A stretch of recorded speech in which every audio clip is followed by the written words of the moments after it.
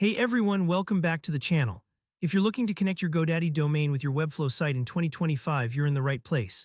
By the end of this tutorial, you'll have your custom Godaddy domain fully connected to your Webflow project, making your website look polished and professional for your visitors. Let's dive in and walk through this process step by step. I'll try to make it as straightforward as possible.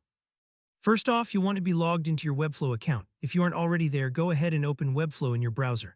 On your Webflow dashboard, you'll see a list of your projects. Take a moment to find the site you want to use your custom domain with. Now, when you hover your mouse over the site, you'll notice a little gear icon appear. This is the Settings button. Click on that gear icon to enter your site's settings. It's a good habit to always check you're in the right project before you change any major settings like publishing or domains. From here, look at the options running across the top and click on Publishing. This section controls the domains your website will use when it goes live. You'll see something labeled Production. This just refers to your live public website. Webflow gives you a nice clear spot here right below Production that says Add a Site Plan.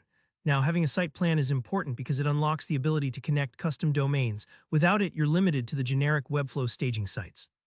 So if you haven't already, you'll need to add a site plan to your project at this point. Think of a site plan like a subscription or software license. It turns on the publishing features you need for your own domain. Simply click on Add a Site Plan and follow the prompts to pick the plan that fits your project best. While that's getting set up, let's switch hats for a moment and head over to Godaddy. Log in and find your list of domains. You might have just one or maybe a few if you run multiple sites. Find the domain name you want to use with your Webflow site. It's helpful to copy the exact domain name at this stage so you have it ready for the next step. Don't worry if you're not familiar with domain management. Godaddy makes it pretty straightforward, and you're really just copying the domain you already own. Once you've copied your domain from Godaddy, head back to Webflow's publishing settings. With your site plan active, you'll now see the option to add a custom domain. Paste your Godaddy domain into the field here. Webflow will provide you with a set of DNS records. These are technical details you'll need in the next step, but don't be intimidated. Think of them like an address and instructions, telling the internet where to send visitors when they type in your new domain. All that's left is to return to Godaddy, find the DNS management area for your domain, and carefully copy over the DNS information from Webflow.